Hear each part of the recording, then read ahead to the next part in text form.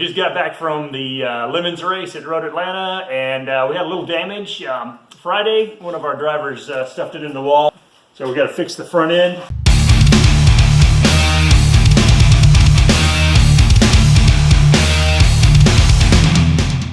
We've also got to fix the computer because it was running way too rich. But tonight what we're going to do is we're going to do a little autopsy on the damage, make a list of the things that it needs. Obviously we need to put some sheet metal right here, fix the bumper. These supports are all bent out of shape. When he spun around and hit the wall, it also tore up the sheet metal on the backs, so we're going to have to do just a little bit of hammer and dolly work on that, or maybe some, we don't know what to do yet. But now we're going to slap some Bondo on there.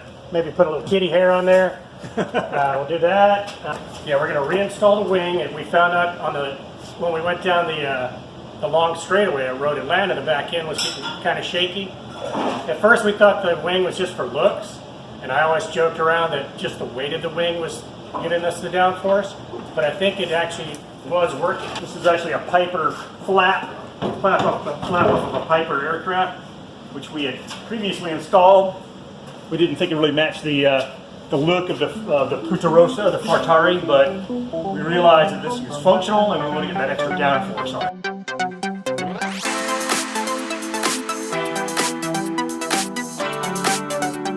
Okay, let's take a look at the tires here.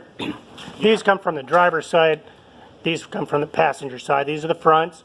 Looks like we got plenty of tread wear left, so we should be able to run at least another day. Really happy with the wear on these. I think we got the alignment really good on this thing.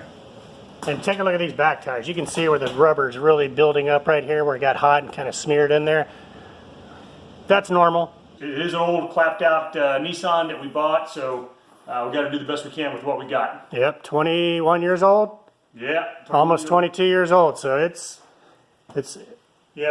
working well. Okay, the next thing we're going to do right now is we're going to take off this front bumper. Obviously, we're going to need to do some panel beating here. We're going to weld up a new bumper support, and we'll get started on that right now.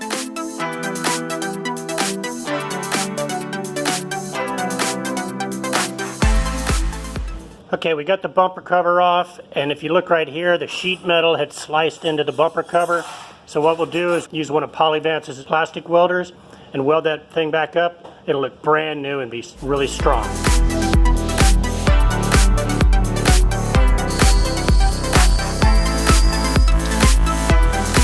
So Kurt is over here removing this fender. Yeah, just getting the bottom bracket off the fender here. All right, and Doug's over here doing the same thing to the passenger side quarter panel. Obviously, it's going to need a little bit of hammer and dolly work, and of course, more Bondo. Doug likes Bondo.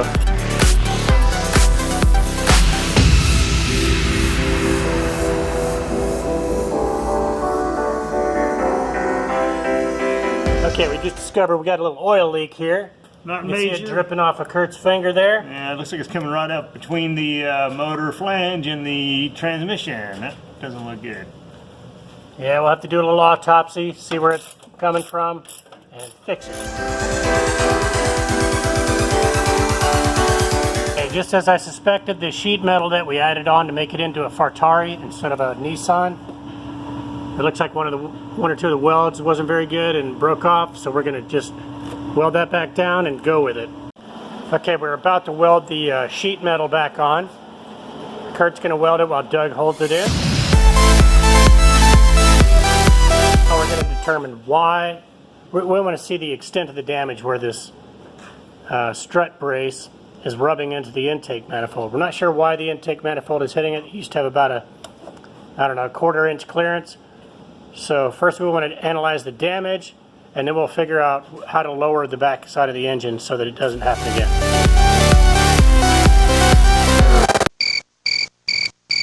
Last session we ended up just making a list of the things that we've got to do. Here's the list right here. The only problem is we don't have a whole lot of time before we go to Barber, so we need to prioritize this list and do the most important ones. A long list, but the most important, you got to have a front end on this car because we smashed up the front end and we don't have any energy absorption. If we go out again and hit a wall, it's going to be all over for the engine. And our engine is running really rich, so we're going to have the computer reprogrammed But in order for them to reprogram it, they need to know the current air-fuel mixture. And we just got that box in today. So let's see what's in the box. Stuff we got today. We got some of this from JGY, which is our Nissan place. Well, first of all, they gave us a politically incorrect VP Racing Fuels calendar. Oh, that's terrible. And then next thing we got Not politically correct. Here's the gauge mount. But the main thing here is we got a wideband fuel air ratio gauge kit. Yep, we got so this all comes in a kit. We got the wideband air fuel ratio sensor. That's just gauge. an O2 sensor, really. Okay, and then we've got the wires, and then we got the gauge itself. So we got these energy absorbers, brand new. These are aftermarket ones, but they didn't really fit in here because the frame rail's all stretched out. So now we got to try to bang this into shape, at least so we can put this in there. But we have to do a little banging with some hammers and pry bars, and we'll get it in there somehow. Yeah, we'll make it fit. This is just lemon standards, by the way.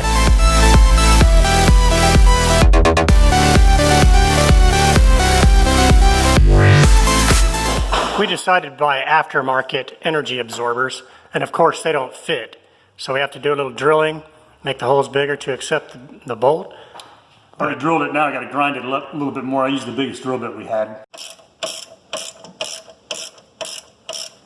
Okay, the one on the passenger side fit up nicely, but we're going to have a lot more trouble with the one on the driver's side. As you can see, it got pretty twisted. The holes don't line up, but we'll figure out what to do. Well, you can see where we hit the wall. The front fender got damaged. The driver's side got pushed over to the right, and the passenger side got pushed over to the right also. So what we're going to do now is get the old hammer and dolly set out, start banging away at it, and see if we can straighten this metal out before the next race. Oh yeah, Harbor Freight hammer and dolly. You know it's going to be good stuff there. Gets the job done.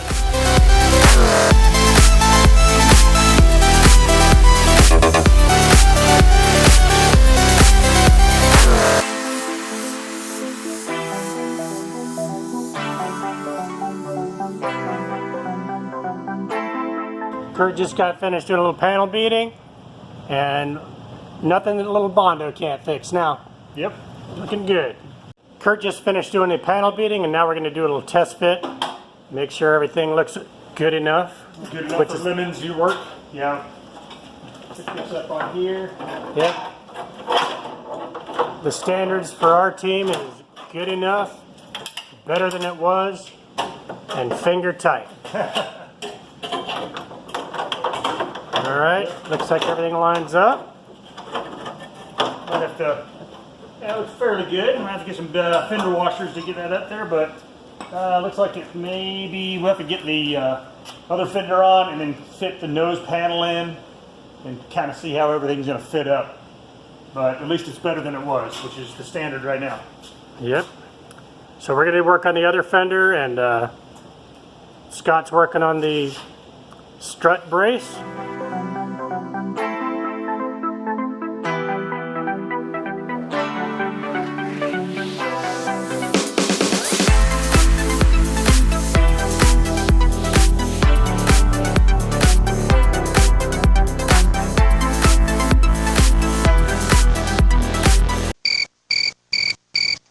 Alright guys, today we are going to work, today is Thursday, we're going to work on the car today. We haven't worked on it since Monday, but our goals for today are to put in the air-fuel mixture gauge. We're going to mock up the bumper support, and what else are we going to do today? We're going to weld the bung in for the air-fuel ratio sensor. We're going to hopefully weld in the bracket that will support the bumper. We got a kid coming over who's a good welder. He's going to weld it up for us. So hopefully by the end of the day, we're going to have this car looking like a real car again. And another thing we're going to do, we may not have time to do it today, is the bumper cover did get ripped during the collision. The sheet metal sliced into it. So this being Polyvance, of course, we're going to weld it up using Polyvance's plastic welders and make it look. See that right there? It's And torn. we'll show you how to do that, and we'll also show you the strength of it. So Yeah, this is a urethane bumper. This is a TR7 bumper from the 70s, so that was a very common and popular type of material back in those days. So we're going to weld this up and show you how to do it right. So let's get started.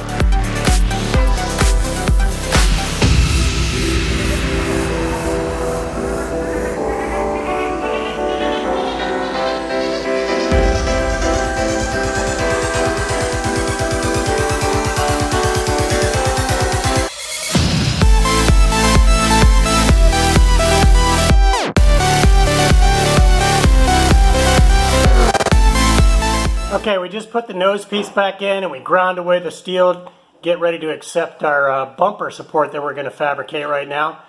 And what are you doing now, Kurt? Well, I'm going to take some of this, these steel tubes, and I'm going to try to put them together to make a little support for the bumper.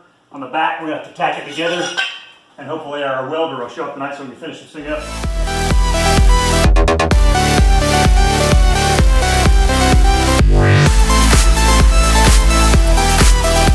Scott is in here. He's installing our fuel air gauge so we can get a good accurate reading, hopefully, on whether we're running rich or lean. Or not at all. Or not at all.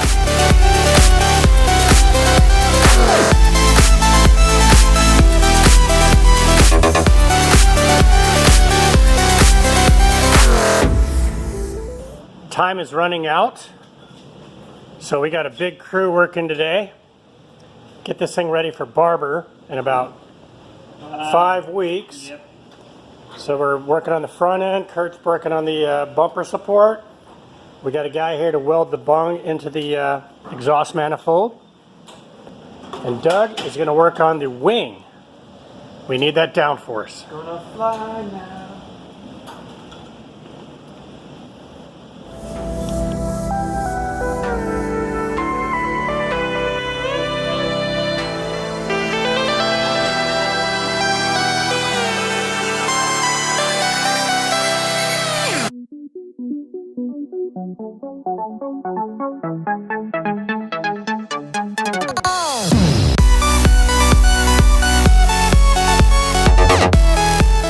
Alright, now we're welding the bumper. This is a urethane kind of plastic, so it's not meltable. So we're using a urethane, Polyvance's urethane welding rod, and we're kind of creating a braze repair because we're just melting this welding rod onto the surface into the V groove. You don't try to melt the base material together with the rod. This is the proper way to repair urethane.